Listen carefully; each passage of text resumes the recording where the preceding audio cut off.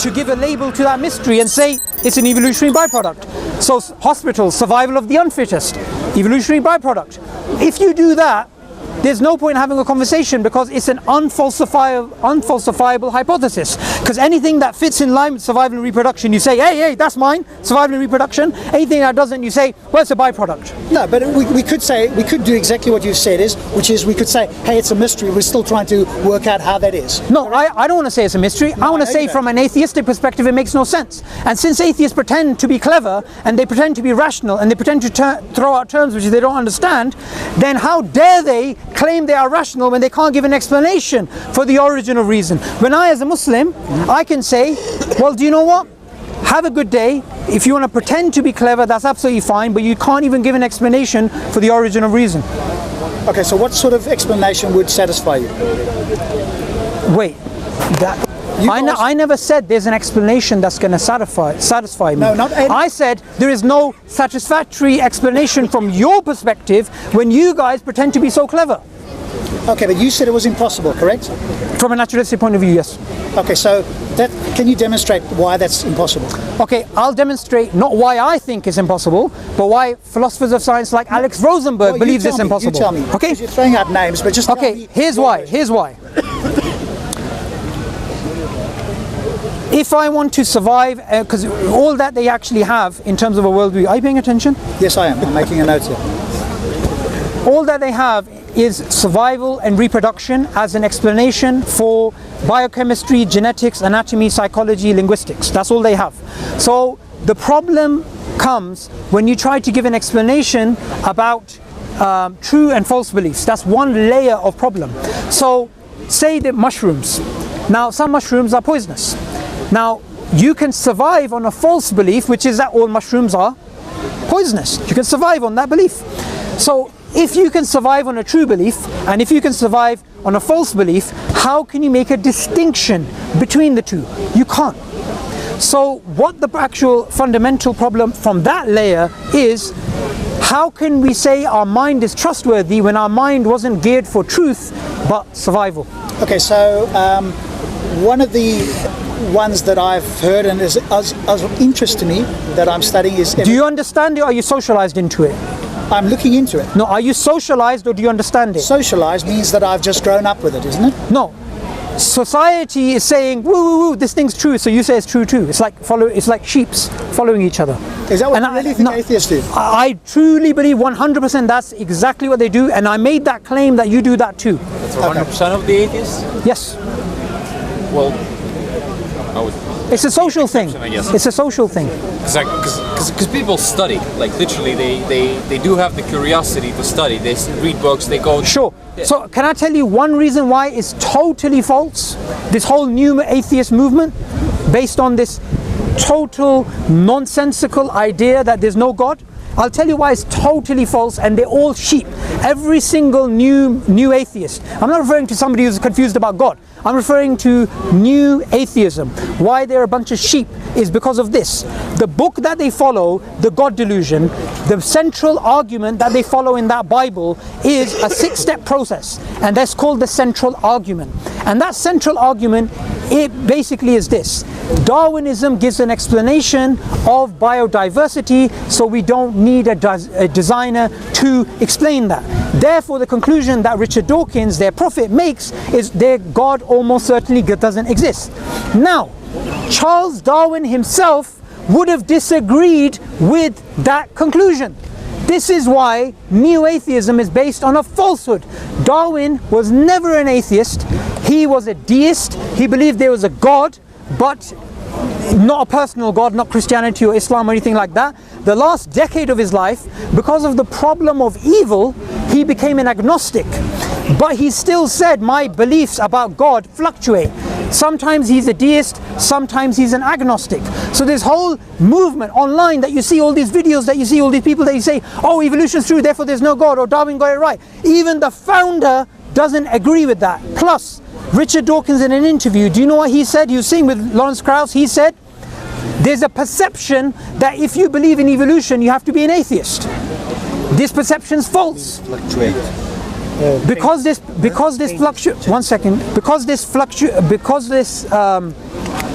because this perception, the perception exists that because evolution is true, therefore there's no God. He says that this perception is wrong. But because this perception exists, that to believe in evolution you have to disbelieve in God, he says all I have to do is prove to people that evolution is true, therefore God doesn't exist. So he is feeding on the ignorance of people. But that's not 100% of the atheists. Okay, this is a new atheism. New atheism. New atheism. New atheism. I'm not referring to every single Tom, Dick and Harry who's confused about God. I'm referring to new atheism, which I believe Rob is part of. Well, okay, so I don't. Are you part of that? I don't subscribe to that. So no. Oh, that's great. So you should ask. So when you refer to people like Essence of Thought, when you refer to people like Aaron Ra, when you refer to people like Richard Dawkins, they are. Well, I didn't refer to Richard Dawkins, did I? No, Essence of Thought. Jerry Coyne, sorry. Jerry Coyne. Okay, Jerry Coyne is. Jerry Coyne is what? He's a new atheist. Your claim about a new atheist, yeah.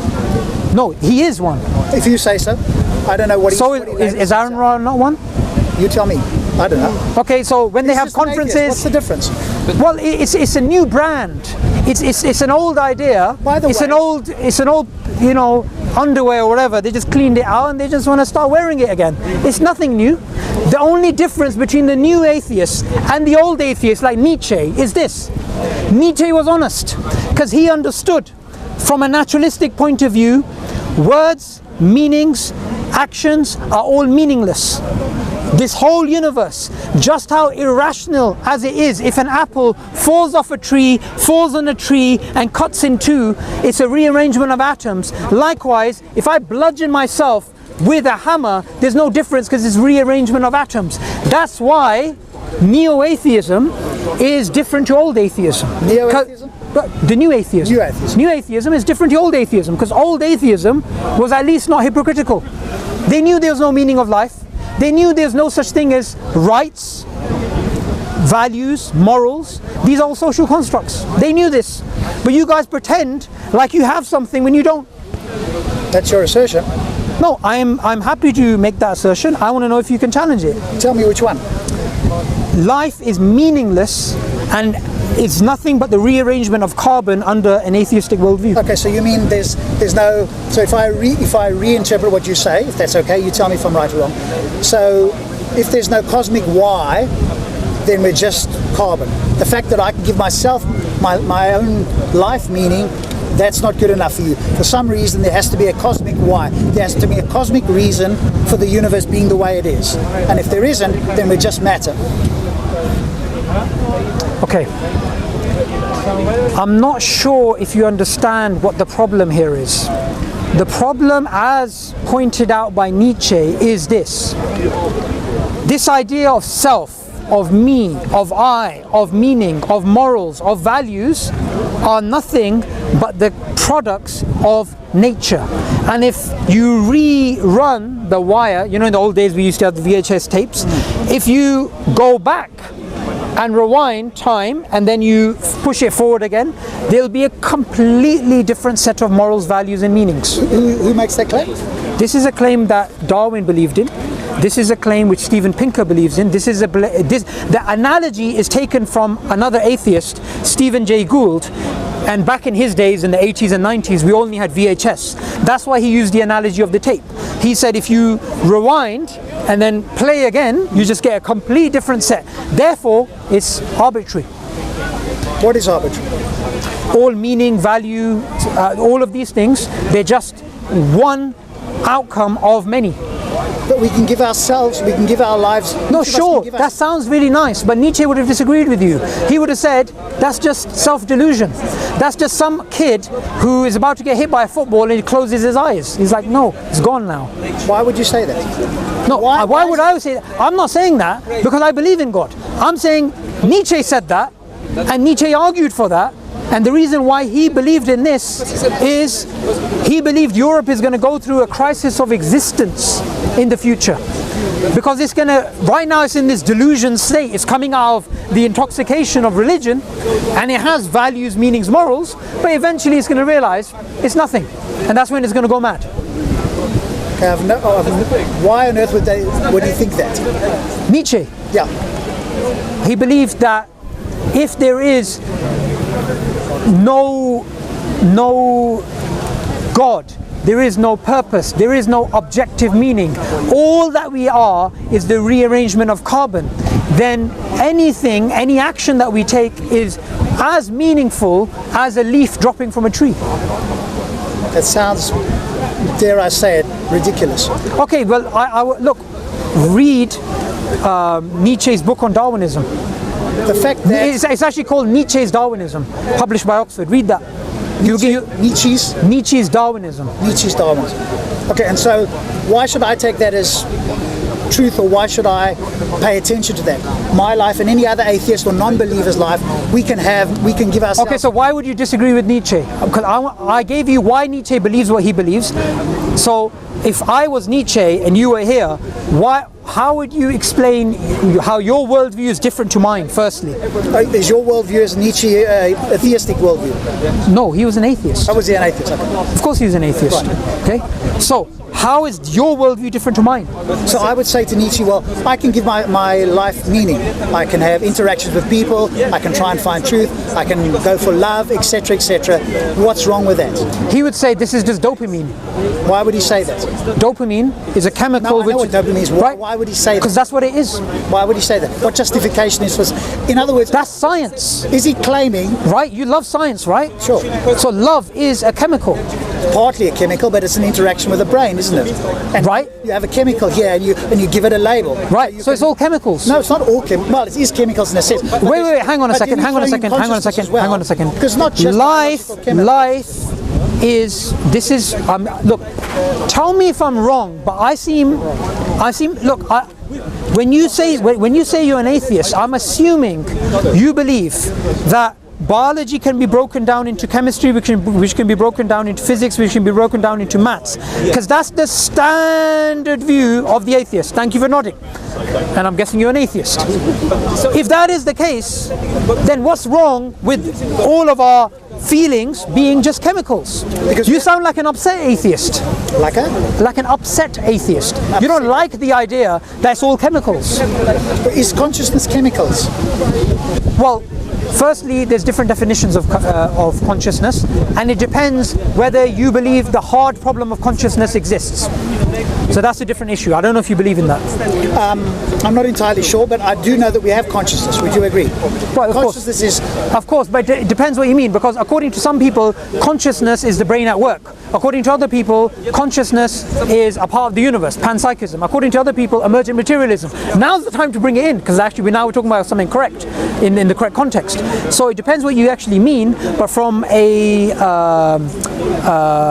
biochemical point of view, life breaks down to biochemistry from your point of view, even consciousness, if you're a pure naturalist.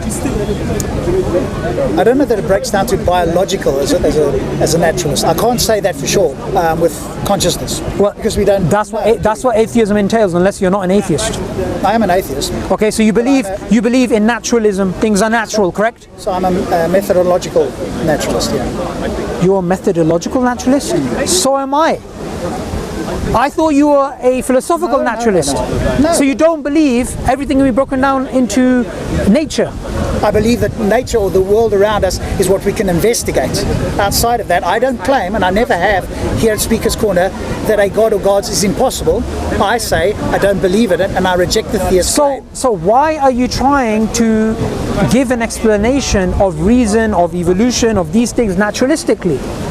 Because that seems to be the most reasonable way. What other explanation am I going to give? Something outside of the universe? No. The question is this. Whenever you want to use nature, whenever you want to use methodological naturalism, you're going to say, okay, let's try and work out things naturalistically. Correct. That's absolutely fine. Yeah. But your claim is very different, because your claim is atheism. You believe there is not a God. I believe there's not a God, Now, yes. with science explains how things work, not why things exist in the first place. That's metaphysics.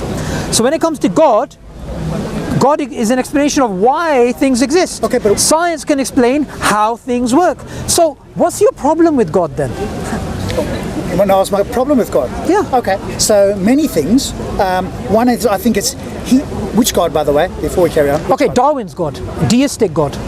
Deistic God is I've got less of a problem with a deistic God. It still has to overcome a burden of proof for me for existing. But a theistic version of a God, and let's use your one, I've got a lot more problems with. Go ahead. Sure. So I think your God is irrational, immoral. There's contradictory omni-properties as well. Okay, wait. Let's go with the first thing you said, irrational. Yeah. You believe it's irrational to believe in God? No, I didn't say it's irrational to believe in God. I said God, the concept of God. Your concept of God is now, irrational. and it's a good segue, what you just said now, to something that we spoke about half an hour ago, which is this. We spoke about the origin of reason being a problem for atheism, right? You're saying the belief in God is irrational. Let me link these two and tell you something which I want you to challenge. The existence of God is the only explanation for rationality. Yes, I've heard that. You've heard that, but do you believe it's true? Do you believe it's wrong? Okay, so what do you mean by rationality? Our ability to think, reflect, infer, do science, do maths, use experience, have intuition. Okay, so and your claim is that the only way we can account for this is through God. Yeah. Okay.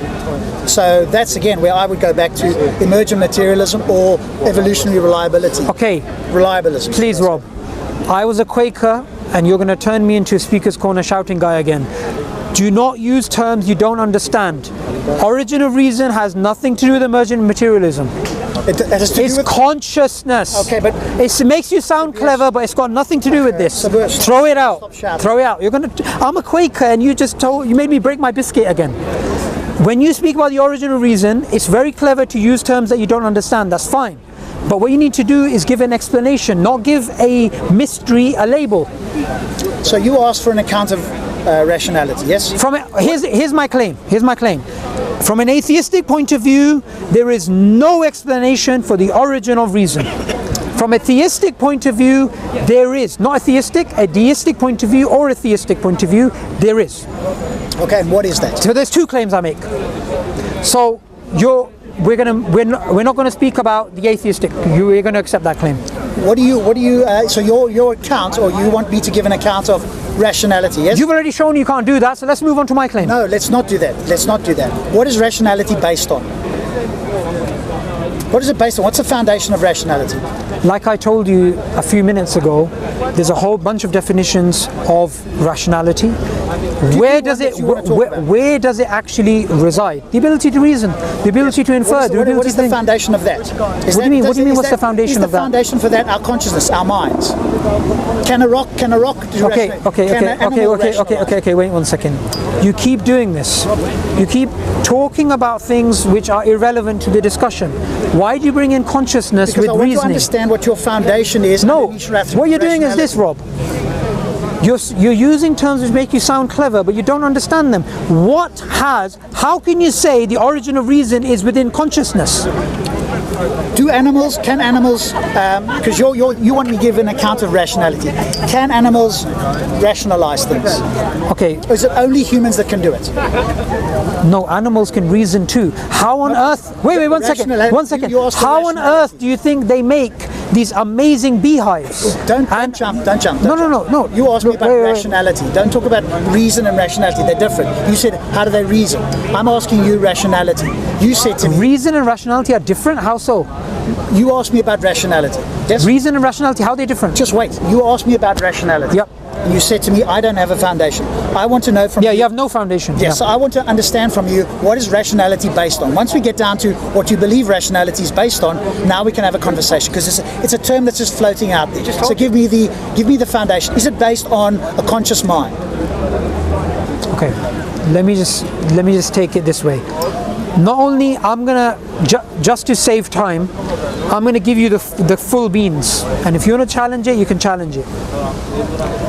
We have, as human beings, certain qualities. One of the main qualities that we actually have is the ability to reason. Now, the ability to reason is the thing which is going to lead you to truth or lead you to falsehood. In the Quran it says, the worst creatures in the sight of God are those who do not reason. And the people who will be sent to hellfire, which I believe atheists, as it says in Islam, will go to hellfire. At least you're honest, I appreciate that. Of course they will. Because there's some Muslims who say no, you won't. Or God will make a decision. Well, I believe anybody who disbelieves in God as a category, they go to hell. But I don't believe a person, you can say, goes to hell. Because I believe even an atheist, if they die, and if God has mercy on them, they may go paradise. I can't say about a person. But as a category, atheists go to hell. Yeah, that's fine. Now, in regards to reasoning, in the Quran it makes it clear. When people will be sent to hellfire, the angels which are sending them to hellfire will ask them, did you not listen? Did you not reason? And they said no. What did they do? And this is what atheists do, like sheep. They just listen. They just follow. They don't even think for themselves. So that is the reason they're going to go to hell. Now the reason why I, as a Muslim, I believe that reason has the best explanation in God is because of this. God as a concept is all-knowing. And we human beings also have knowledge. God is the one who created us, and He created us for a higher reason, for a higher purpose than survival and reproduction. So the problem, the quagmire that you're in, is that how do you distinguish between false beliefs and true beliefs when both help you survive? But as a Muslim, I'll say that's nonsense. I'll say truth is not a mechanism, truth is not a concept that we derive to help us survive. Truth exists because God is the truth. So from the truth in Arabic, God is called Al-Haq, the truth. So from the truth you get the concept of truth today as human beings. So we can reason, we can use our cognitive abilities because they are a God-given gift. That's a theistic explanation of the origin of reason. But from an atheistic perspective, all you can do is speak about survival and reproduction, which is something which cannot even account for the difference between us choosing whether a mushroom is poisonous or not. Which is why I believe, like I've said many times in our long conversation here, atheists, including yourselves, you do not understand what you're actually talking about, and it's all a social behavioral belief system. Somebody is walking, they see there's a shop which is very busy, they see another shop which is not busy, social proof, they walk towards the crowd where there's more people. This sheepish behavior is exactly what atheists actually do, which is exactly what you are actually doing here in Speaker's Corner.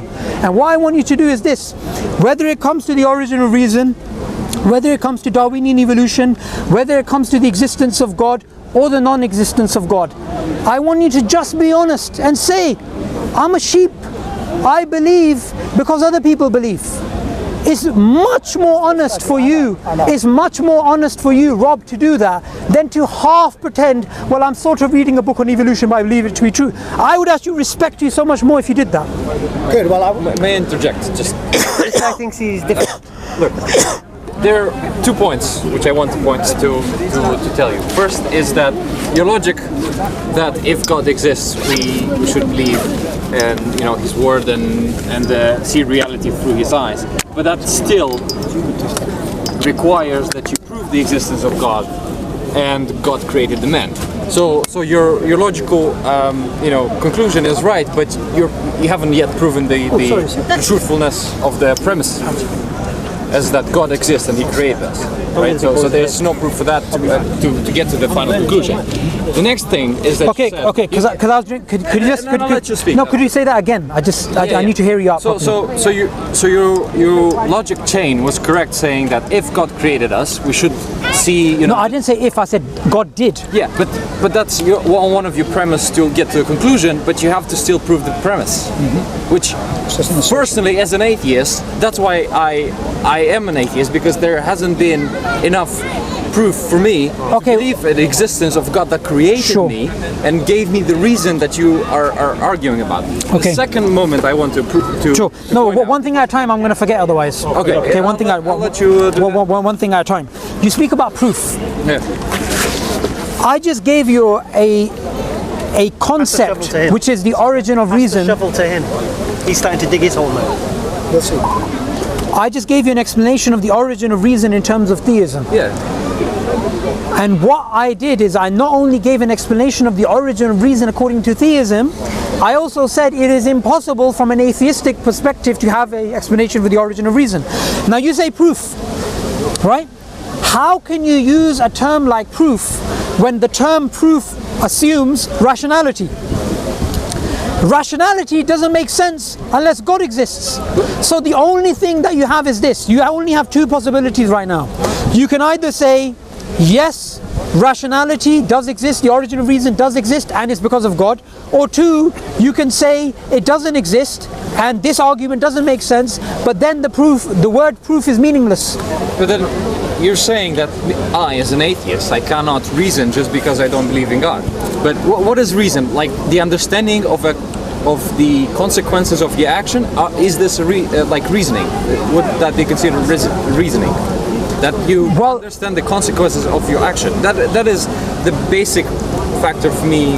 That is one process of reason, yeah. And why is But what I'm saying is this, look, let's just boil down to this, right? Okay. When people say, look, I'm an atheist, I need evidence, I need proof. But for them to ask proof, they're using their reason. Yeah. They're using their rationality. Yes. And they cannot account for their rationality except by God. But that is fine. So what they're actually doing is this. They're asking for evidence, but them asking for evidence is evidence for the existence of God, but they don't realize it.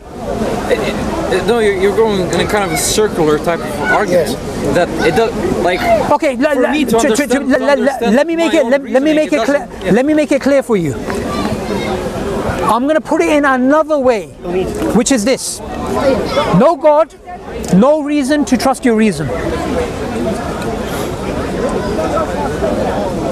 Okay, so that's basically another way of saying what I just said. So you're saying, which is what I'm saying right now is exactly what people, atheist philosophers of science, when they speak about the origin of reason, this is what they're actually referring to. If naturalism is all that we actually have, we can't trust our reasoning capabilities. We have no explanation for it.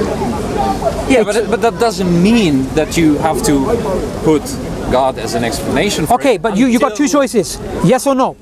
Either our reasoning abilities are trustworthy. No, if no is the case, everything we're saying is gibberish.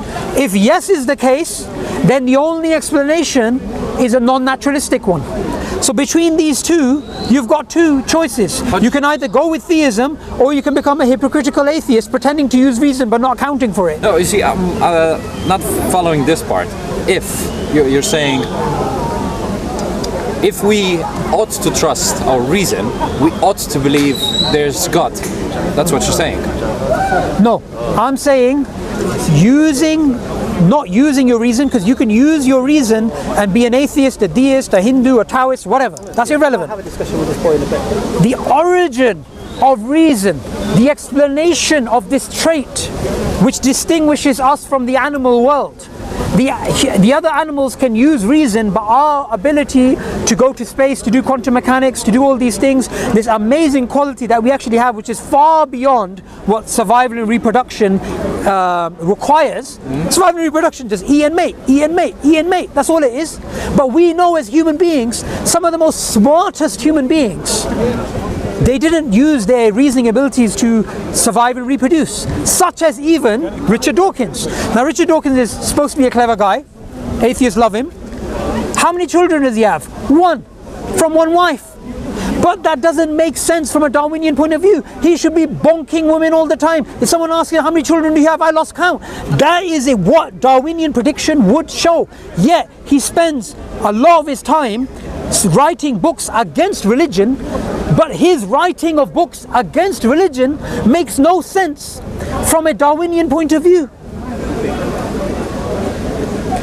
Why do you call it against religion? Okay, no, I understand what you're saying. Do you understand? I understand what you're saying, but, well, it still fits in my model of how, we evolve as a species, as a society. Of course, well, it is, I think, what I'm trying to say is, I think a society and a human being and a family, like if you're thinking just in terms of evolution, Darwinism and survival, is has a higher chance of surviving if they actually explore, reason, think more than chimps or other animals did. And it makes perfect sense in this model. Now, here's why it doesn't make sense within the model. And this is not according to me, this is according to mainstream evolutionary secular biologists. Let's see. It doesn't make sense because, one, we have reasoning abilities which far exceed the requirements of survival and reproduction. Two, we have natural selection which is blind to anything which is true or false. Natural selection only sees that which gives it reproductive or survival value. This is why natural selection cannot distinguish between a true belief and a false belief. Even Steven Pinker, an evolutionary psychologist, he is probably the most well-known evolutionary psychologist in the world. He admits that natural selection has geared us for survival, not for truth. And reasoning is about arriving at that which is true, not that which helps you survive. It's still, I don't see why this doesn't fit. Okay, do you know what? Here's what I recommend you do. Put together a little synopsis.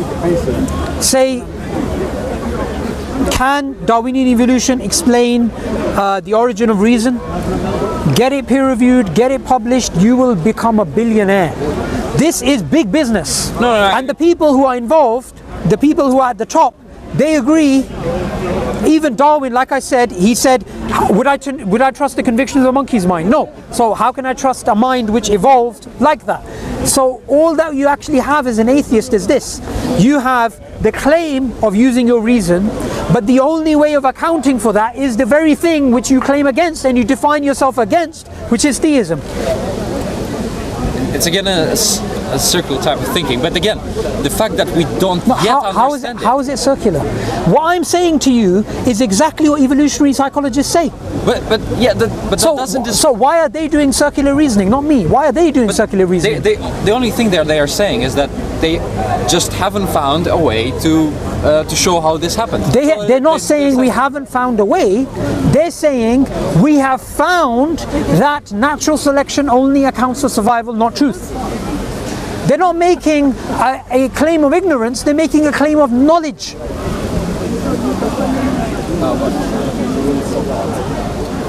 Okay, I will stop at this point because that's my limitation of knowledge, but I'll have to go back. Evolutionary psychology, do you know what? There's a really important, I would say, what Darwin got wrong. Right? No, getting Darwin wrong, right? It's a book on psychology, and it speaks about, evolutionary psychology, disagreements with Steven Pinker, a new approach. It's got all of this stuff, right? All of this field is got loads of vibrant people disagreeing with each other, but something that nobody disagrees with within the field is currently, as it stands, unless there is a revolution in the way that we think about biodiversity, we actually get rid of Darwin. Which we get rid of Darwin. We can build on top of it. We get rid of Darwinism, and we replace it with maybe a complete alternative. There is no explanation for the origin of reason. So your choice is to put God in that? No, my choice is this. There's two different things here. There is an explanation of the origin of reason from a philosophical point of view, in which I would say, yes, God is the best explanation. Okay. From a scientific point of view, I would take methodological naturalism and I'll say, go as far as you can. Well, look, don't think that religious people are anti-science. No, right? I'm not saying right? that. I'm saying it's not as simple as, somebody's writing a mathematical formula on the board, and in between I rub off some of it and I just write God. It doesn't work like that. We don't believe in God of the gaps. We believe you take science as far as it goes, but we believe fundamentally science can explain how nature works, but why nature exists is a metaphysical question. And it's outside of the realm of science. Okay. It's fine if you... Say ta-da! But we didn't have any So we didn't disagree much. No, it's not that we didn't disagree. I actually think we quite disagree on some. No, we disagree on theology, but we can't disagree that currently, as it stands, there's no explanation for the origin of reason. Yeah, but what I'm saying is I'm fine with it, and I'll just wait for another 50, 100 years or whatever there is to wait for the answer. But the thing is this: there's two different things here. There is a scope. So science is based upon mathematics and logic, right? Now, science cannot give you an explanation of mathematics. You need pure logic for that, right? Okay. Science is based upon logic and based upon maths. Yes. So you can't use science to explain the thing that it's based upon. The origin of reason is a foundational problem, and from that you get the scientific method. So in the same way that science cannot explain its foundations, science cannot explain the origin of reason in a naturalistic point of view, unless you basically say, what we're going to do is we're going to take a anti-realist approach to science and say it only gives you workable models, and say this is the best workable model that we actually have. But you can't say it's true, you can just say it's a workable model. Yeah, I totally agree with that. That's how, we get to some models indeed that describe the reality. It's just, for me, as an atheist, it just baffles me, why would I include in this model something that I have no proof of, or evidence of. We don't include God within the equations of science. God is the one who gave us the ability to reason. God is the one who gave us the Quran. He's the one who gave us the guy who's a Quranic scholar who came up with a scientific method. Science is a way of discovering knowledge about how the world works. We don't go within the equations of science or the sentences of science and rub out a few things and write God. We don't do that. We stay outside of that. We understand that science is an application of reason to the natural world. We go wherever science actually goes. Now what we're actually speaking about when it comes to atheism or theism is not science. We're speaking about metaphysics. It's fine. Which is a different thing. But now the thing is that very so often religious people or theists or even books of religion claim to know how things work. They give a model of how things work or show it, and then you had this rebuttal to Rob saying, we had smart people 1,000 years ago, and you can't say, that they were stupid people. No, they were smart people, but their model was based on something that, it was based on putting God in many instances, as saying, we're sick because I'm sinful. No, but not everybody did that. And the people who what they actually did is they didn't didn't distinguish between science. Well, there was no science then, but the natural world and metaphysics. Yes. So it all became kind of like cause and effect. Is there even such a thing as cause and effect, or is it that in between an angel comes or something like this, right? So I would say these are people who got their wires mixed up. They confused. They started adding God into areas where the explanation of God is an explanation which is not in contradiction with a naturalistic explanation. So I'm just going to give you something, right?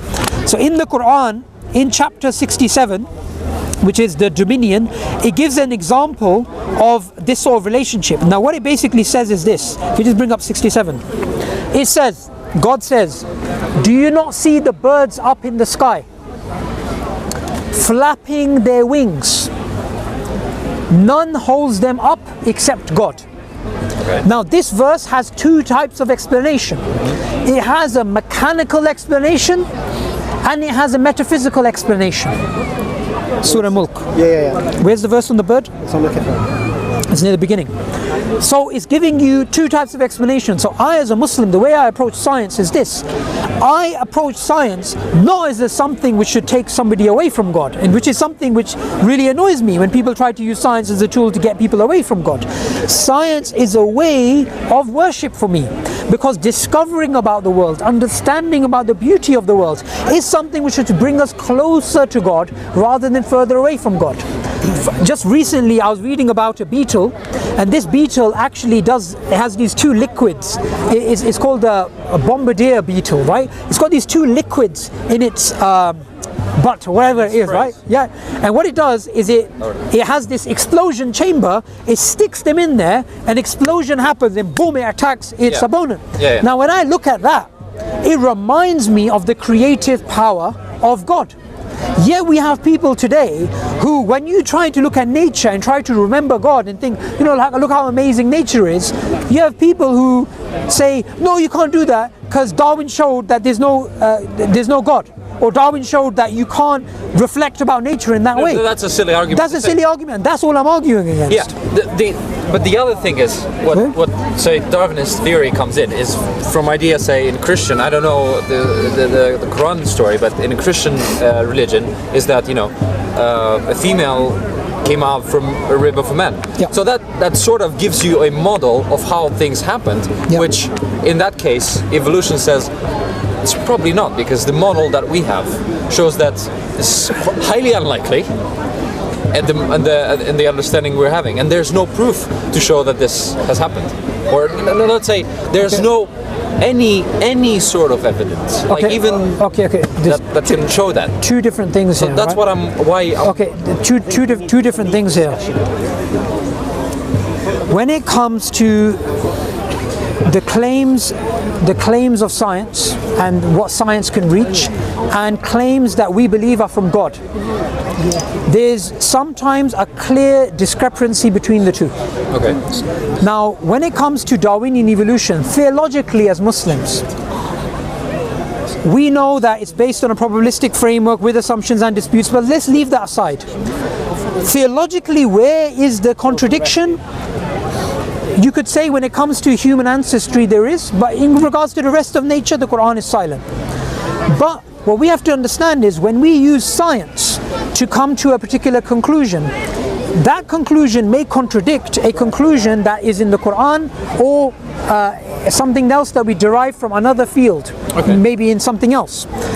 Now, just because there's a contradiction doesn't mean you say, right, this is wrong and this is right, or this is right and this is wrong, or both are wrong, or whatever. You can actually take an epistemic approach and say, well, science gives you workable models, and which are then falsified, and science is progressing and is changing over time. And we even have the case just about 70 years ago where there was a direct contradiction between science and the Quran. All the scientists in the world believed in some sort of eternal universe, steady state model or whatever, right? They believed in something like this. Einstein included it within his theory of relativity. Now, that contradicts the Quran, because the Quran says the universe has a beginning. Now, if I was a Muslim alive during the time of Einstein, I wouldn't go around challenging every single physicist. I would say, well, that's your science, you have a workable model, and that can change. Now we have Big Bang cosmology, which is in line with the Quran. Tomorrow, in 50 years' time, they could go back to the steady state model. So just because there's a contradiction between science and the Quran doesn't mean the Quran is wrong.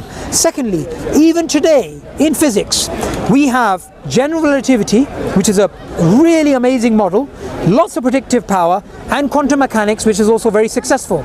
Fundamentally, they both contradict each other. Yet scientists don't say, I'm going to reject general relativity and I'm going to go with quantum mechanics, or they don't say, I'm going to go with quantum mechanics and reject general relativity. They say, let's see where both these horses go. So there's nothing wrong. They contradict each other. Well, they do, fundamentally. Which is why they're trying to come up with the theory of quantum gravity. They're trying to make up some sort of synthesis, right? Science can only give you workable models, which can then be falsified.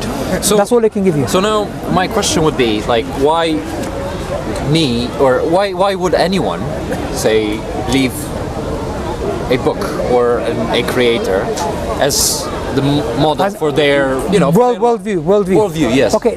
The thing what you have to do is you have to first go back to the belief in God, because without the belief in God, no claim makes sense from that perspective. So the question fundamentally is this: is there a God? For me, I would say God is a self-evident reality. God is not something which needs evidence. I have the concept of right and wrong within me. Right and wrong is not within a test tube. I don't have to measure it. You can't get a pH level of right and wrong. It's something within the human being, it's innate.